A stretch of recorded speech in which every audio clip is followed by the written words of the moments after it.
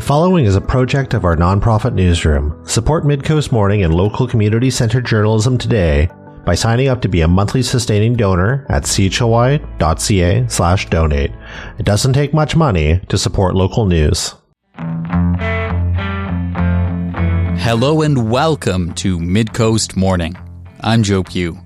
Nanaimo City Council is considering increasing funding for restorative justice in the community in next year's budget. Restorative justice is an approach that seeks to repair the harm caused by crime and violence by addressing the needs of victims or affected parties, by holding offenders or responsible parties meaningfully accountable for their actions, and by engaging the community in the justice process. In Nanaimo, there's a restorative justice program run by the nonprofit Connective Nanaimo, formerly known as the John Howard Society. It's received $50,000 a year from the city for 20 years to help with the program, but as other funding sources have dried up following the pandemic, the organization is seeking additional support. At an October 16th Finance and Audit Committee meeting, Council decided that they'll consider granting the organization an additional $100,000 when it comes time to decide on next year's budget. Today on the show, I'll speak with the manager of Connective's Restorative Justice Program to better understand what the concept looks like in practice in Nanaimo. My name is Kluani Mfuza-Reve, and I'm the program manager for the Restorative Justice Nanaimo program with Connective. And I've been in this role for about a year now. I grew up on the island, and I'm happy to be here helping support the community in conducting community-based justice approaches for folks who have been involved in harm, causing it, experiencing it in the community. And what exactly does restorative justice look like here in Nanaimo? Our program facilitates a range of parallel to court or outside of court justice processes. When we first receive a referral from either the Nanaimo RCMP detachment, provincial or federal crown, or the community, local schools, we conduct an intake and we work with both the responsible party or the offender, the person who caused the harm, as well as the affected party or the victim of the harm. We work with them kind of in a parallel way. We meet with both parties. We hear about what happened. We hear the full story. We hear the impacts. We start to discuss the root causes of the behavior. What were the ingredients that went into the offender or the responsible party's behavior on that day, that night? And once we've had a series of meetings with both parties, sometimes we will bring them together in what is called a restorative justice dialogue or a healing circle, depending on the context. And at that circle or dialogue, a series of agreement terms will be decided on. These are things that the responsible party will commit to engage in repair with the affected party, to engage in prevention so that this doesn't happen again, and to engage in education. What do they need to learn to make sure that this doesn't happen again? As soon as the agreement is put together, then the responsible party's job is to complete all those terms. And what is really important to note is that the affected party has input at every stage of the process, from our first meeting to the completion of the project, or the file. So they are able to say specifically what they need to see and hear from the responsible party to repair the harm, to promote their own healing. And agreement terms themselves are focused on those three themes: repair, prevention, education. They range wildly depending on the case. Every case is unique. That's one of the strengths of restorative justice. And so when we're looking at root causes of behavior, sometimes we'll see agreement terms around securing housing. We'll see agreement terms around addressing substance use, addressing mental health concerns. We'll also see terms around education, like skills on how to manage anger and big emotions, how to handle peer pressure, how to engage in healthy relationships, good nonviolent communication. We'll also see terms around giving back to the community when there's been a community impact from a harm. So that can include volunteering, community service, making a positive impact. In our conversations, we'll make a list of the impacts, the negative impacts that have happened from the actions that were taken. And then we try and think, how can we impact the community in exactly the opposite way? Or how can we impact the affected party in exactly the opposite way? So if the affected party was impacted by a sense of fear, what do they need to feel safe walking through the community again? What do they need to hear from the responsible party to know that this won't happen again in the future? What are some of the specific scenarios that restorative justice can be used for? Our program works with a broad range of offenses or harms, ranging from what can be sometimes described as relatively minor offenses like shoplifting, other forms of theft or mischief. We also work with serious files, including intimate partner violence, sexualized violence. We work with federal drug trafficking charges. And so it's a really broad range. We've also done some files around medical discrimination. We do a lot of files on assault, including assault within a family context, or more broadly, about 50% of our files are with youth and 50% of our files are with adults. And so we work with clients from the age of 8 to 80 and their families, their communities, to address the harm that occurred. What is the interaction between maybe the conventional criminal justice system and restorative justice processes, especially maybe as regards what you described there as more, what people would think of as more serious issues? Absolutely. Well, the first thing to know is that there's a really careful screening process that's done before a file is sent to restorative justice. And then we also conduct our own screening to ensure that it's an appropriate file to be handled in this way. And so the referral agent, whether it might be the RCMP, the Crown, whomever, will carefully look and see if the responsible party or the offender is expressing remorse, is expressing a desire to repair, and is in a place in their life where they have the capacity to make better choices and they want to head in that direction and just need a bit of support along the way to get there. And then as a program, we meet with the responsible party first, and we will not move forward in a file if we believe that it could cause further harm to the victims or the affected parties.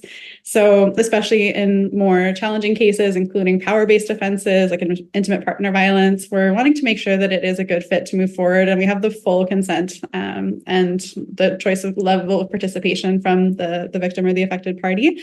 And we work with a number of community agencies. There's some really great programs here in Nanaimo, including programs like Beyond Blame, individual counselors who will work with responsible parties in cases of intimate partner or gender-based violence. And so we really kind of engage the village around these cases of violence and of harm to make sure that the clients are well served to address the root causes of behavior that have brought them to the place where they were sent to restorative justice. And we often do some longer processes, in particular with more serious or violent crimes. It's not uncommon for a process to take 9 months to a year, which includes one-on-one mentorship with the responsible party, as well as victim support for the person who was impacted. And it's not every case that we bring the two parties together for a dialogue. If we think it might cause further harm, we will not move forward with that. We'll keep the two parties separate and do some shuttle mediation between the two parties to make sure that we're reaching an agreement that everyone feels good about. And so we're very, very careful. We're very trauma informed in the work that we do. Our goal is to hopefully cause less harm. Sometimes something that can happen for clients is something called secondary victimization, which is once they've experienced a harm, then sometimes there can be a really challenging either social response to what they experienced or even a response from law enforcement, from anyone that they choose to report the harm to.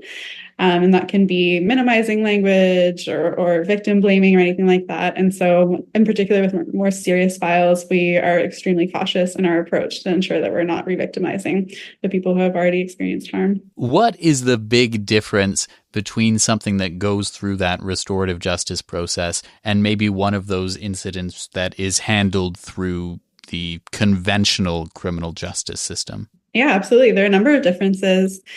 One key difference is that our current criminal justice system does operate on a punitive basis. And so when someone causes harm, the belief is that they deserve or merit punishment for what they have done. That can include things like isolation from community through incarceration or other forms of fines, punishment. And our approach is much more rooted in repair and the needs of the victim.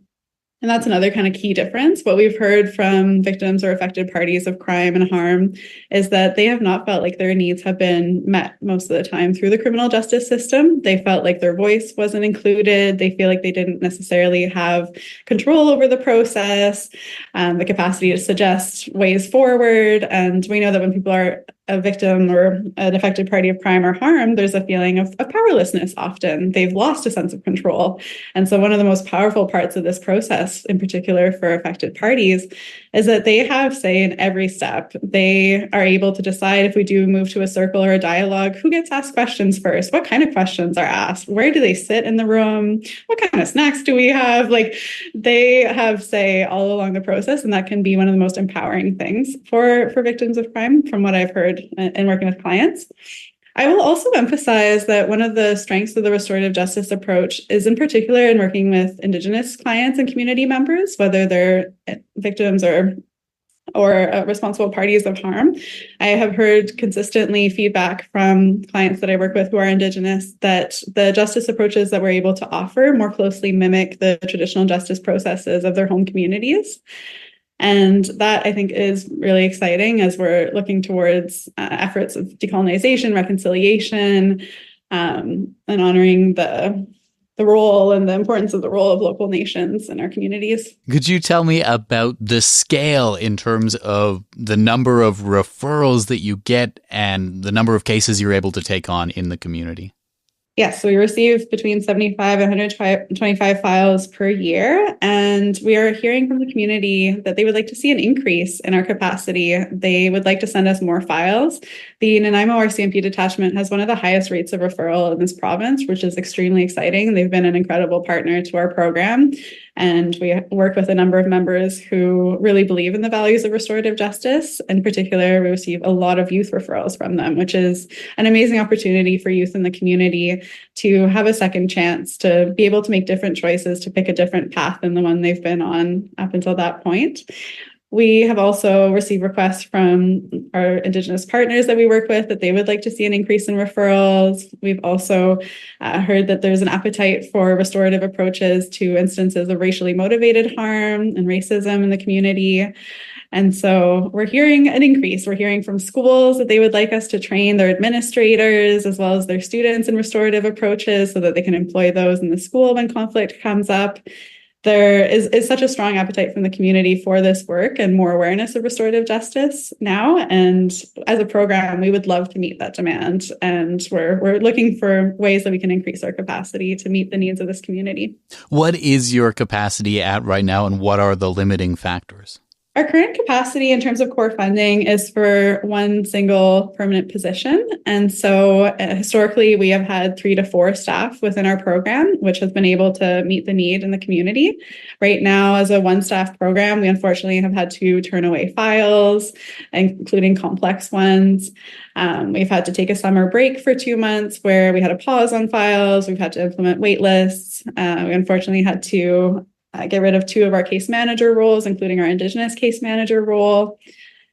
And we are really looking forward to rebuilding as a program because in the end, low funding has been, the biggest impact has been on the community of Nanaimo, on in particular victims or affected parties of crime, local businesses, schools, as well as responsible parties who are ready to make a different choice, who want to be supported to address root causes of behavior.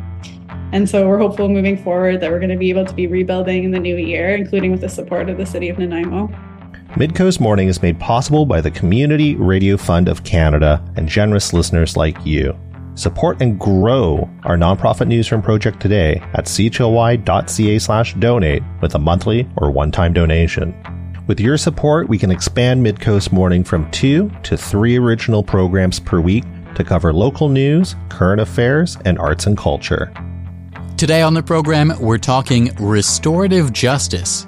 Clonnie Biza-Reve is manager of the restorative justice program run by Connective Nanaimo. Restorative justice is an approach to crime that seeks to address the needs of victims or affected parties, to hold offenders or responsible parties meaningfully accountable for their actions, and to engage the community in the justice process. The program is seeking additional funding from the city to be able to increase its capacity to handle cases going forward. What happens in the majority of cases that go through a restorative justice process and it gets concluded and everyone seems to be on the same page? How does that tend to play out months and years down the road? The research shows that recidivism rates lower incredibly well with restorative justice approaches. So what that means is that people who are causing harm, offenders, responsible parties, the amount of harm and crime that they're involved in the future is like radically decreased through restorative justice approaches. And that's for a few reasons. A main one is that we're not just about punishing folks for behavior they've done that has caused harm. We're about asking questions like, why? Tell me what was happening that day. Tell me what was happening in your life. And some of the most heartbreaking stories I've heard in my work are from responsible parties who will share their childhood, their traumas, their history that brought them to make the choices that they did that day. And so in our work, we often will have folks go through trauma counseling. We'll have them address the issues of the past. And many people will say, hurt people. And that is certainly true in my work. I will also add to that healed people heal people. So I worked with a number of clients in the past who have gone through a restorative justice process and then have wanted to speak to other people who are making choices like they used to be able to share their story, talk about how they've made different choices in their life. And I remember a client telling me that he spent his whole life on a certain path. He grew up with parents in addiction. He grew up with very little economic ability and kind of fell into a bad crowd pretty young. And he said that his whole life he would see other people walking on this other path of like solid jobs, solid relationships, family, connection, community, and just wellness. And he would see people walking on that path and he had no idea how to get there. It felt so foreign and alien to him. And then through the restorative justice process, through addressing his substance use, through addressing his trauma and reconnecting with his family, he has found himself almost surprised to say that he's walking on that path of wellness and healing. And so it has been incredible for me in my role to see how much change we've been able to bring about. Like, for example, I've worked in the last year with a youth who had over 30 contacts with police prior to restorative justice referral. So this was a ton of policing time that was going into this one youth in particular for assault charges, a number of calls that members had to go to. And in connecting with her, we were able to pair her with one of our trained youth mentors for regular mentorship sessions about healthy relationships, communication. She was also in trauma counseling that helped her address some root causes of her behavior. We set her up with tutoring so she could start attending school for the first time in a year. And through all those supports, as well as a family healing circle with a local elder, we're now seeing that this youth has not had contact with police in over 9 months. And that is not the reality that she came into our program with. And so it's one of the most heartwarming parts of the work that I do is that when we're able to provide this intervention point, this kind of place when people are at a fork in the path of making certain decisions, going down a certain path, but are ready to try the other path with some support, to be able to guide them in a more community-oriented and healing and wellness path has been really exciting. Earlier this month, you were in front of members of Nanaimo City Council at a Finance and Audit Committee meeting, spelling out your program, and the result of that is there's going to be a debate maybe or a vote on potentially increasing the budget for your services. Well, what does that debate, what does that money mean to your program? We've had some really hard conversations as a program in the last year with a number of funding cuts that we've experienced. And we are so committed to seeing this work be available to the community of Nanaimo that we have bootstrapped and found a way to keep these services available. But it is on a very limited budget and with a very limited capacity right now. If we do receive the increase that we are hoping for from the city of Nanaimo, which is to increase from the $50,000 per year that they provide us, which they have provided us for over 20 years now without an increase, we would like to see it increase to $150,000 a year, a $100,000 increase. And that would completely change the game for our program. That would mean having 2 permanent staff positions that no matter whether we're successful in our grant applications or in any of our other precarious funding, we would know that there are 2 solid roles able to serve the people of Nanaimo. It would also increase our capacity to continue to ask for increases in funding and advocate for provincial and federal funding, which we're also doing as much as we can right now. And so having 2 core positions would mean that we are able to provide a baseline level of service to the community, continue to work with volunteers, continue to work with clients to meet the justice needs that they have. Could you delve maybe a little more into the economics underpinning restorative justice, maybe compared to both like on a incident to incident level versus maybe what I'll call a conventional criminal justice system process, and then maybe in terms of on a wider level, the scale of, the level of how many restorative justice programs there are in Canada versus how many incidents end up making their way through the criminal justice system? Absolutely. So in the traditional criminal legal justice system, when a harm occurs, typically police are the first involved, and they'll be meeting with kind of the responsible person, the offender, as well as the victim or victims, and any other affected parties, whether it is the school, like a local business, whatever the case might be.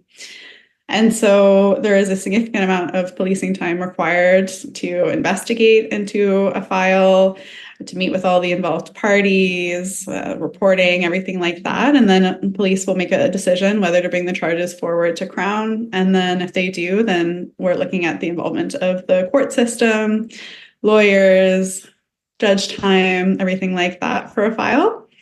And so in restorative justice, we are able to save multiple systems a significant amount of money in a number of different ways.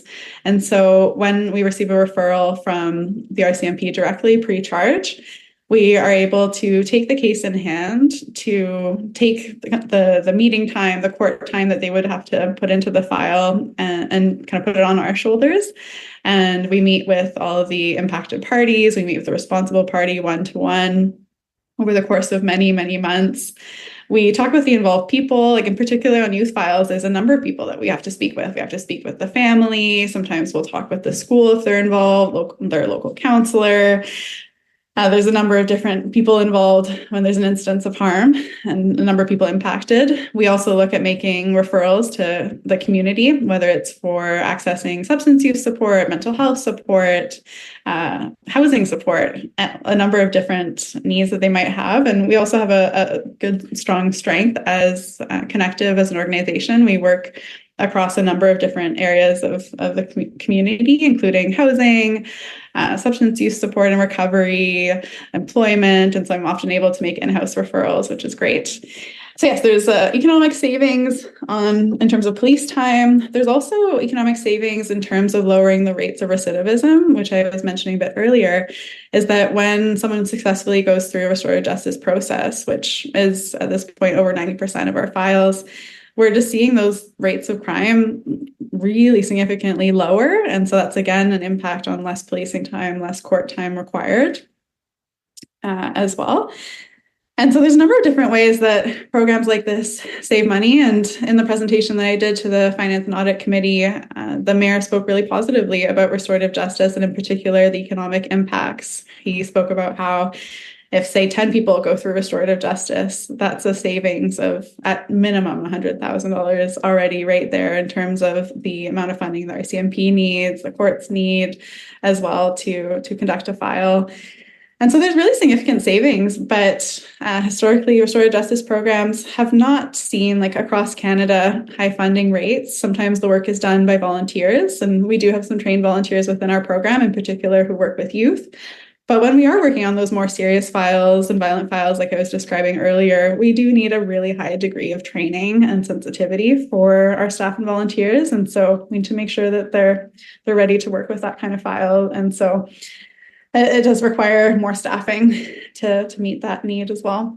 And in terms of programs across so-called Canada and BC, there are funding challenges that are facing a number of communities. Some programs are only able to run the restorative justice programs with volunteers, and they're very hardy programs that are doing their best to survive. But as a kind of field, restorative justice is looking to see increased funding municipally, provincially, and federally to support our services, because at this time we receive referrals from the RCMP, our largest referral source, as well as provincial and federal Crown, but we do not receive funding directly for them to do those services that we provide. Is there anything else you think it's important to highlight to people about restorative justice locally?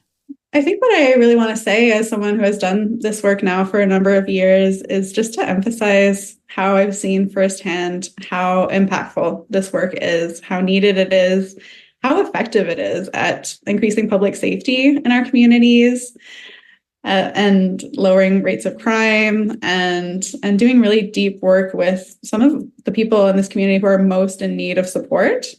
who sometimes are acting out and causing harm from a place of deep hurt and deep need. And so I feel really excited about restorative justice being able to support those people and support the community in feeling safer. And I think one of the most important parts of our work is addressing root causes of behavior, because if we're not addressing root causes of behavior, then unfortunately, we're often going to see a repeat of behavior. Another thing I'd like to emphasize as well is that sometimes people see restorative justice as perhaps an easy way out for an offender or someone who has caused harm. And I can report from working with hundreds of clients that I hear time and time again that maybe they thought it was going to be an easier way out when they saw the referral come through. But I cannot tell you how difficult it is, and I'm sure you can imagine, to sit in a room across from someone that you've caused serious harm to, hear them speak directly about those impacts, apologize to them directly, engage in meaningful repair in the community for what you've done, and take meaningful and full accountability. Because what we've heard from some clients who have gone through the criminal justice system is that going through the courts, they maybe didn't even have a moment to speak. They didn't necessarily have a moment to take accountability, to repair. And what we see when people don't have the opportunity to take accountability and repair is that it can be very common for people to get stuck in cycles of shame and in cycles of thinking, I'm a bad person. I've heard clients say that they feel like a monster when they first come to me in my program. And what we do in our work is that we don't shy away from the fact that they have caused harm. It is very true that they have caused harm to people in the community and they have ruptured relationships. But it is also true that they are a person who has strong values, who cares about the community and their family. And so we hold both truths, one in one hand and one in the other, of yes, they caused harm. And yes, they're also an important community member who wants to do better. And we give them the opportunity to do better. Clonnie, thank you so much for taking the time to speak with me. Yeah, thank you so much for offering us this platform to talk about this work that I obviously clearly care a lot about. And I'm hopeful that this information is helpful for community members who want to hear more about it. And we hope to see some good community support for this work moving forward. Clonnie Bizarreve is manager of the Restorative Justice Program run by Connective Nanaimo. That's our show for the day. Thank you for joining me. I'm Joe Pugh, host and producer of Midcoast Morning. Jesse Woodward is our executive producer, and Arby Frew is our technical advisor. You can sign up for CHLY's newsletter at chly.ca/subscribe for updates from our nonprofit newsroom and more. Our theme song is First One by local Nanaimo band Waste Management. If you have a story you'd like us to cover, email us at news@chly.ca. That's all for now. I'll talk to you on another Midcoast Morning.